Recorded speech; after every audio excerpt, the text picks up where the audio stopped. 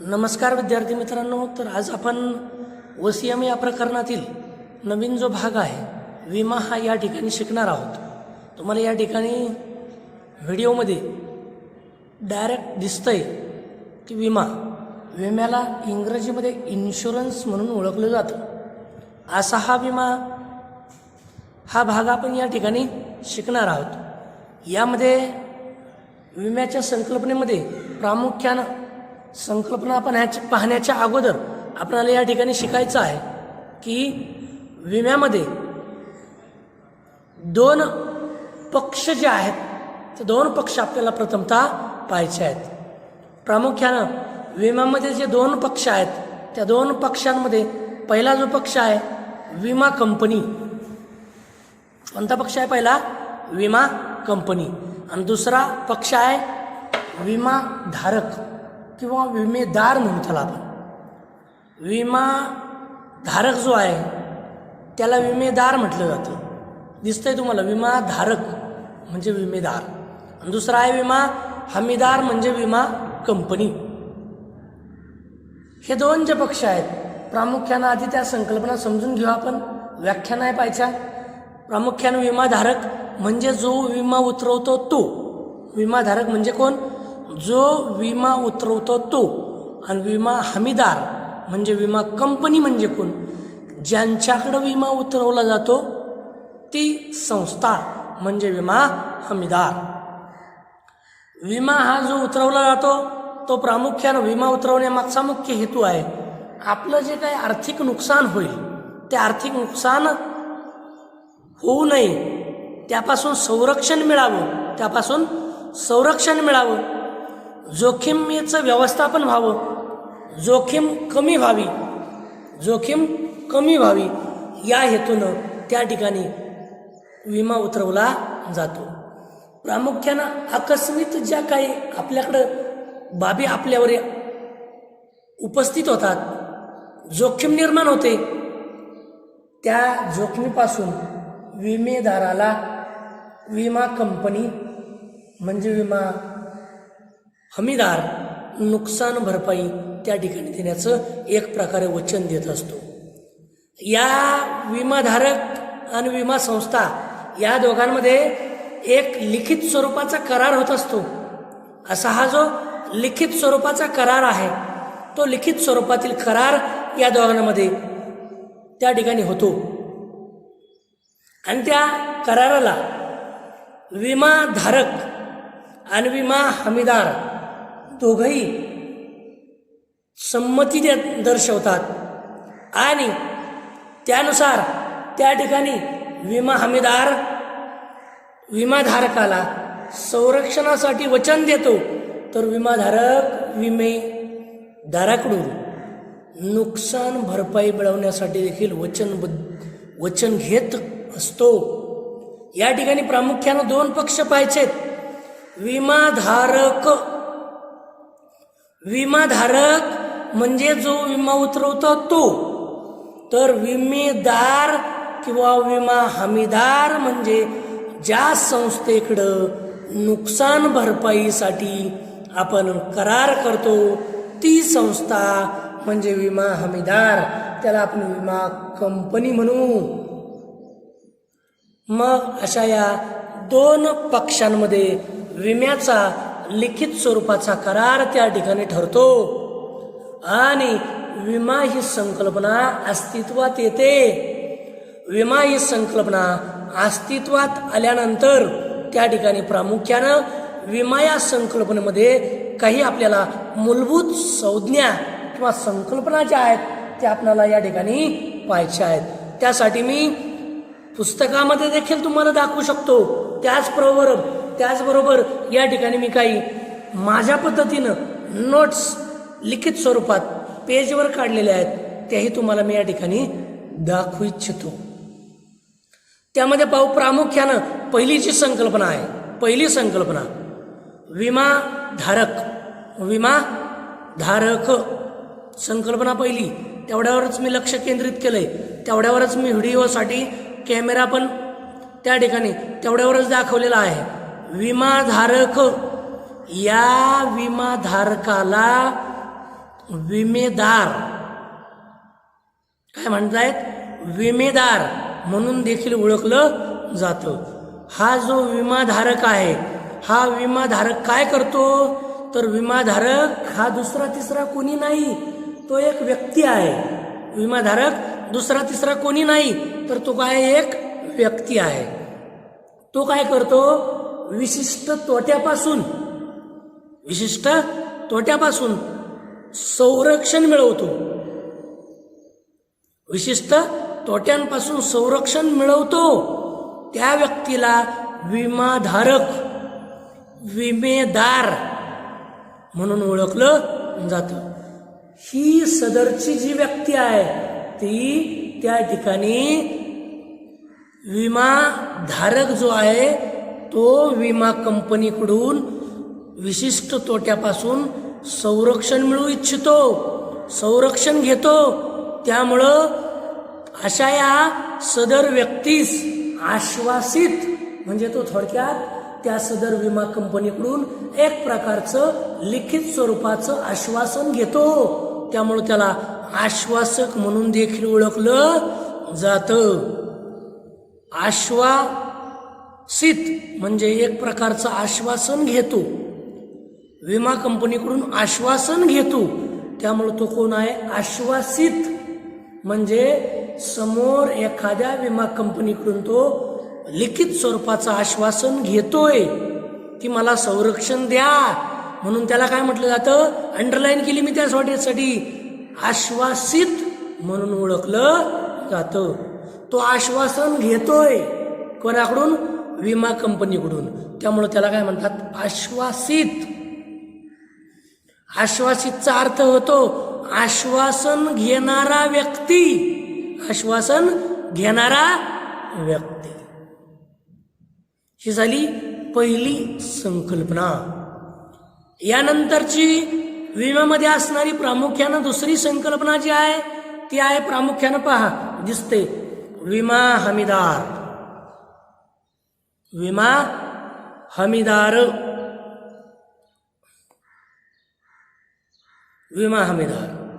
मग विमा हमीदार म्हणजे कोण, विमा हमीदार म्हणजे दुसरं तिसरं कोणी नाही, विमा देणारी कंपनी. कोण आहे, विमा देणारी कंपनी. ही अशी जी विमा देणारी कंपनी आहे, तोटा जर झाला तर नुकसान भरपाई देण्यास, नुकसान भरपाई देणारी संस्था किंवा कंपनी, जी संस्था नुकसान भरपाई देण्यास तयार असते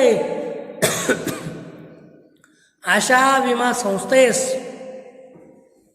विमा हमीदार म्हणून संबोधले जाते किंवा संबोधतात. आणि अशी ही विमा संस्था नुकसान भरपाई देते. थोडक्यात ती नुकसान भरपाईचं काय देतं, आश्वासन देत असते की आम्ही तुम्हाला नुकसान भरपाई देऊ, आम्ही तुमच्या नुकसान भरपाईला बांधील आहोत. त्यामुळं त्या सदरच्या संस्थेस काय म्हणतात, हायलाइट पॉइंट जातोय त्याच्यावर, आश्वासक म्हणून संबोधले जाते. काय म्हणून संबोधले जाते, आश्वासक, अंडरलाईन केलेली आहे डबल, आश्वासक म्हणून संबोधले जाते. तिसरी यामधली संकल्पना या ठिकाणी आपल्याला पाहायची आहे, विमा हप्ता. विमा हप्त्यालाच त्या ठिकाणी प्रीमियम म्हणून ओळखलं जातं. काय म्हणून ओळखलं जातं, प्रीमियम. प्रीमियमचा अर्थ होतो हप्ता किंवा विम्याचा हप्ता. या ठिकाणी विमाधारकास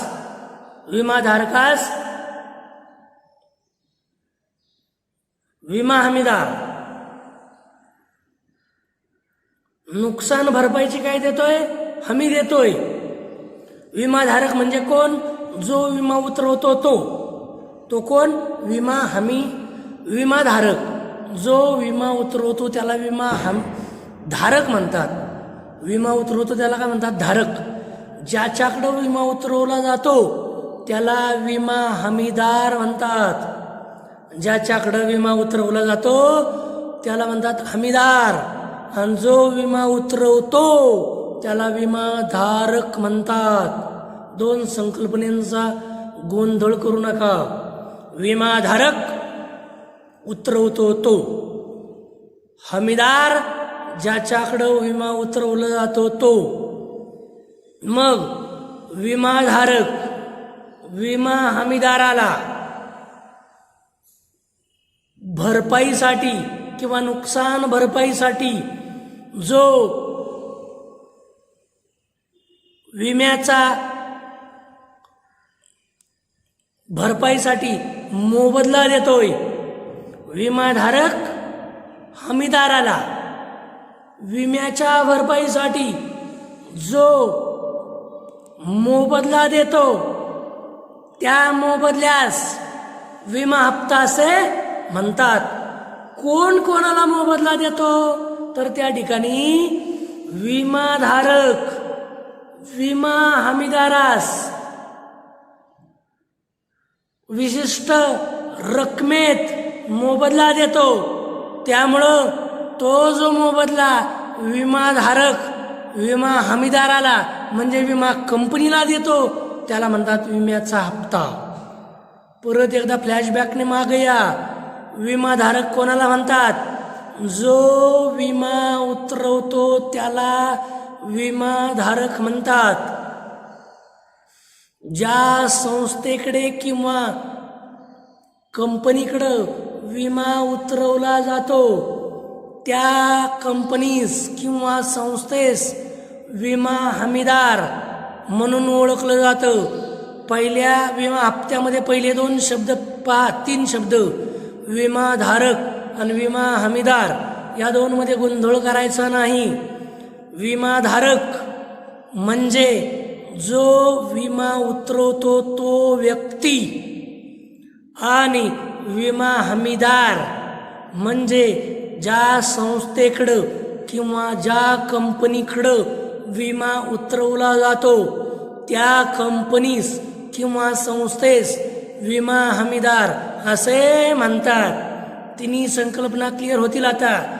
मग विमाधारक विमा हमीदारास जी काही रक्कम किंवा मोबदला देतो, विमाधारक विमा हमीदारास जी काही रक्कम किंवा मोबदला देतो त्यास विमा हप्ता कंसामध्ये प्रीमियम म्हणून ओळखलं जातं.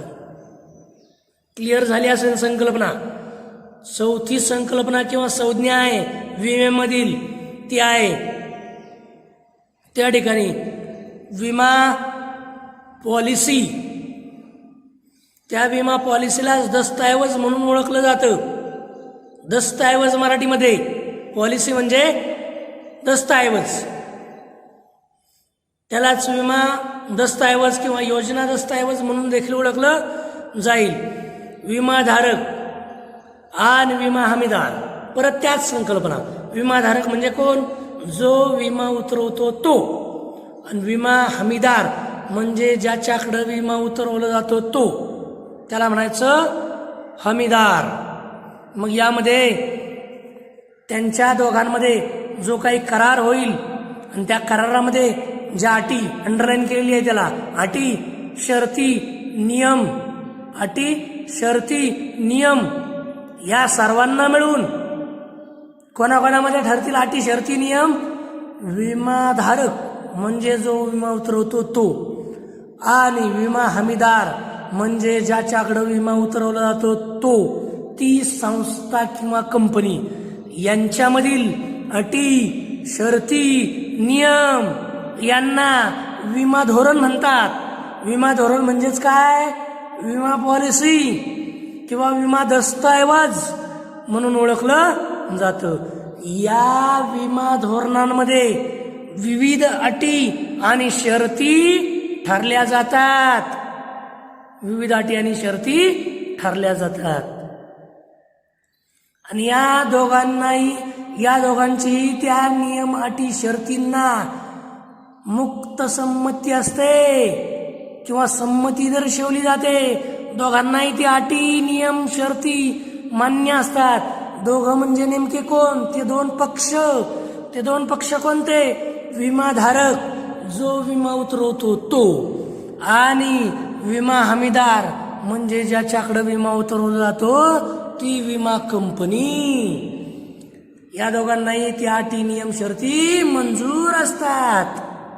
अशी ही चौथी संज्ञा किंवा संकल्पना. यामध्ये गाळलेल्या जागा येऊ शकतात. आश्वासित कोणाला म्हणतात?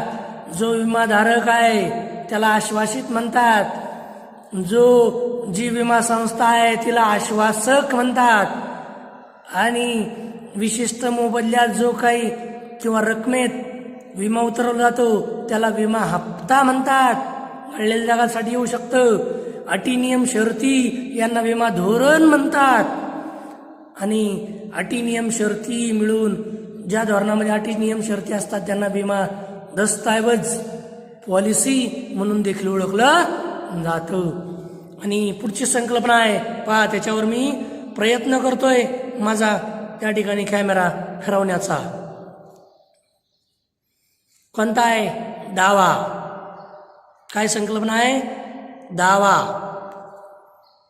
दावा त्याला इंग्रजीमध्ये म्हणतात क्लेम. जी काही नुकसान भरपाई होते ही नुकसान भरपाई मागण्यासाठी विमाधारक अपघात किंवा अनुचित प्रकार झाल्यानंतर नुकसान भरपाईची जी काही मागणी करतो विमाधारक, विमा कंपनीकडं नुकसान भरपाईची जी काही मागणी करतो त्या मागणीस दावा असे म्हणतात. कोण कोणाकडे दावा करतोय? विमाधारक विमा कंपनीकडं दावा दाखल करतो. का करू शकतो? तर विमाधारक विमा कंपनीकडं त्या ठिकाणी विम्याचा हप्ता भरतो.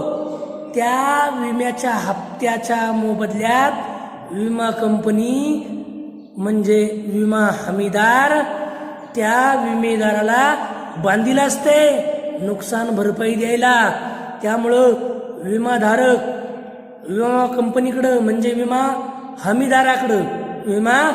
हमीदाराकडं नुकसान भरपाईची जी काही मागणी करतो त्या मागणीस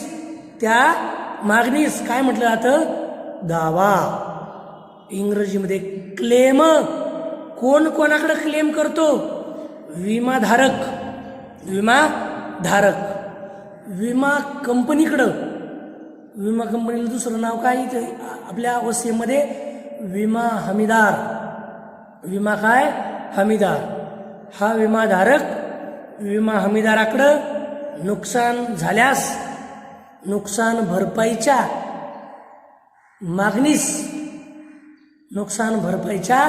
मागणीस दावा किंवा इंग्रजीमध्ये क्लेम म्हणून संबोधले जाते किंवा म्हटले जाते.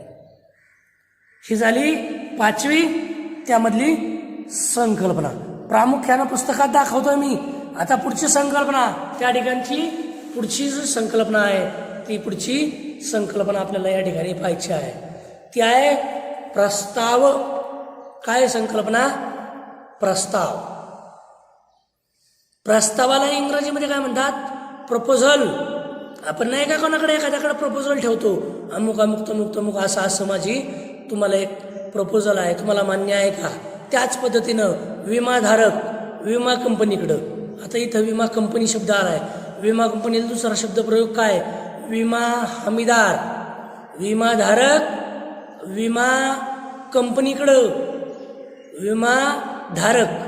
विमा कंपनीकडं त्यासाठी नुकसान भरपाई किंवा नुकसानीसाठी जो काही लेखी विनंती अर्ज करतो विमाधारक विमा कंपनीकडं किंवा विमा हमीदाराकडं लिखित स्वरूपात जी काही विनंती करतो किंवा अर्ज करतो, लिखित स्वरूपात जी काही विनंती करतो किंवा अर्ज करतो त्या विनंती अर्जाला प्रस्ताव इंग्रजीमध्ये प्रपोजल असे म्हणतात. कोण कोणाकडे प्रपोजल किंवा विनंती अर्ज करतोय किंवा प्रस्ताव करू शकतो? विमाधारक, विमा हमीदार म्हणजे विमा कंपनी यांच्याकडं लेखी विनंती करतो की आम्हाला नुकसान भरपाईसाठी जाहीर धोरण द्या, असं लेखी विनंती करतो. विमाधारक विमा कंपनीकडं म्हणजे हमीदाराकडं विनंती अर्ज करतो लिखित, त्याला म्हणतात प्रस्ताव. आणि शेवटची जी संकल्पना या ठिकाणी आहे ती शेवटची संकल्पना आहे विषय बाब. दिसतंय का नीट? विषय बाब, त्याला सब्जेक्ट मॅटर म्हणून ओळखलं जातं. विषय बाब, विषय बाब म्हणजे ज्या गोष्टीसाठी विमा उतरवला किंवा घेतला जातो, ज्या गोष्टीसाठी विमा उतरवला जातो किंवा घेतला जातो ती गोष्ट किंवा बाब म्हणजे विषय बाब. विमाधारक विमा हमीदाराकडं म्हणजे विमा कंपनीकडं ज्यासाठी विमा उतरवतो किंवा घेतो ती गोष्ट किंवा बाब म्हणजे विषय बाब. या ठिकाणी विषय बाब किंवा विषय कशासाठी विमा घेतो? उदाहरणार्थ स्वतःच्या जीवनासाठी विमा उतरवला जातो, स्वतःच्या मालमत्तेसाठी विमा उतरवला जातो, स्वतःकडे जो काही माल आहे त्या मालासाठी विमा उतरवला जातो, किंवा आपल्याकडं जर एखादं जहाज मालमत्ता आहे, स्थावर मालमत्ता आहे, त्या स्थावर मालमत्तेसाठी देखील विमा उतरवला जातो, म्हणजे जहाज, त्यासाठी देखील विमा उतरवला जातो. याच संकल्पना पुस्तकाच्या माध्यमातून जरी आपण पाहिल्या, मी माझ्या नोट्सच्या माध्यमातून देखील तुम्हाला या ठिकाणी दर्शवू शकतो. ज्या व्यक्तीस विशिष्ट तोट्यापासून संरक्षण दिले जाते त्या व्यक्तीस विमाधारक असे म्हणतात. सदर व्यक्तीला आश्वासित म्हणून ओळखतात. त्याच संकल्पना आपण नोट्समधून दाखवतोय. दुसरी जी संकल्पना आहे विमा हमीदार. मग विमा हमीदार विमाधारकास तोटा झाल्यास नुकसान भरपाई देणाऱ्या संस्थेस विमा हमीदार म्हणतात. मग नुकसान भरपाई देणारी संस्था म्हणजे दुसरी तिसरी कुणी नाही तर विमा कंपनी आहे.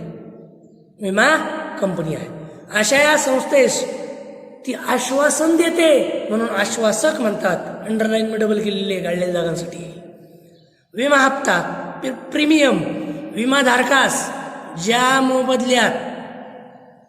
ज्या मोबदल्याच्या बदल्यात नुकसान भरपाईची हमी दिली जाते त्या मोबदल्यास विमा हप्ता म्हणतात, त्याला प्रीमियम म्हणतात.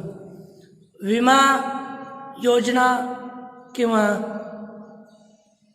योजना दस्तऐवज किंवा पॉलिसी म्हणून विमाधारक आणि विमा हमीदार यांच्यामधील करारामधील अटी शर्ती नियमांना विमा धोरण असे म्हणतात.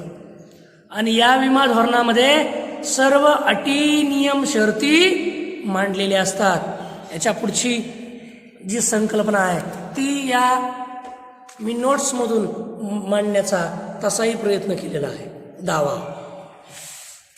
दावा त्याला क्लेम म्हणतात. विमाधारकास म्हणजे जो उतरवतो तो विमाधारक अपघात किंवा अनुचित प्रकार झाल्यानंतर नुकसान भरपाईची जी मागणी केली जाते त्या मागणीस दावा असे म्हणतात. प्रस्ताव विमाधारकाने विमा कंपनीला विमा देण्यासाठी जी काही करण्यात आलेली लेखी विनंती आहे त्या लेखी विनंतीला प्रस्ताव म्हणून ओळखलं जातं. कोण करतो कोणाकडं प्रस्ताव? विमाधारक म्हणजे जो विमा उतरवतो तो विमा कंपनीकडं लिखित स्वरूपात विनंती करतो. जी लिखित स्वरूपात जी विनंती केलेली असेल त्या विनंतीला प्रस्ताव असे संबोधले जाते. आणि शेवटी आहे विषय बाब. विषय बाब म्हणजे ज्यासाठी विमा उतरवला जातो ती गोष्ट किंवा बाब म्हणजे विषय बाब. उदाहरणार्थ एकतर मालमत्तेसाठी विमा उतरवला जातो, जीवनासाठी विमा उतरवला जातो, मालासाठी विमा उतरवला जातो, जहाजासाठी विमा उतरवला जातो, इत्यादी बाबी आहेत या विषय बाब म्हणून गणल्या जातील। या ठिकाणी जो आपला आत्ताचा जो भाग आहे यामध्ये आपण ज्या संकल्पना शिकलेलो आहोत या संकल्पना समजून घेतल्यानंतरच यानंतरचा पुढचा जो भाग आहे तो आपल्याला समजणार आहे। यानंतरचा जो पुढचा भाग आहे विम्याची तत्व आहेत 7, ते आपल्याला पुढच्या तासाला आपण सविस्तर पाहणार आहोत। परंतु माझी विद्यार्थ्यांना या ठिकाणी एक कळकळीची विनंती आहे की विद्यार्थी या ठिकाणी जो काही यूट्यूबच्या माध्यमातून आपले क्लास होतात ऑनलाईन ती मुलं पाहत नाहीत आणि त्यामुळं मुलं किती पाहतात इंग्रजी सारख्या विषयाचे, सायन्स, आर्ट्स, कॉमर्स सगळे मिळून 40 मुलं त्या ठिकाणी ऑनलाईन यूट्यूबचे लेक्चर पाहतायत। माझ्याकडं पण 30-35 मुलं पाहतायत। मग बाकीची मुलं नेमकी काय काम करतायत तर त्यांनाही त्या ठिकाणी समजलं पाहिजे बाळांनो आहे तुमचंच नुकसान आहे, आमचं काम आम्ही करतोय, तुमचं काम तुम्ही करायचं आहे। तुमचं काम तुम्ही जर केलं नाही चांगलं तर त्या ठिकाणी तुम्हाला तुमचा विषय समजणार नाही।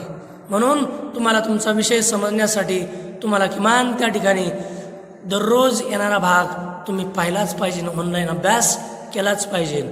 जवळजवळ आपला निम्मा सिलेबस या ठिकाणी संपत आलेला आहे। यानंतरची जी 4 प्रकरणं आहेत पुढची ती एकदम छोटी आहेत। त्यामुळे मुलांना माझी कळकळीची विनंती आहे बाबांनो पहा परीक्षा होईल असं म्हणू नका परत हा भाग आम्हाला समजला नाही, हा भाग परत होणार नाही, कारण या ठिकाणी ऑनलाईनला जो झालाय तो परत शिकवला जाणार नाही। त्यामुळं मुलांनी पाहत चाला आणि यूट्यूबमधूनच का टाकतो तर हा भाग कधीही तुम्हाला जेव्हा समजणार नाही परत तुम्ही तो व्हिडिओ पाहू शकता। म्हणून आवर्जून मुलांना पाहत चला, आपल्या आईबाबांना फसवू नका। थांबू आपण या ठिकाणी। धन्यवाद।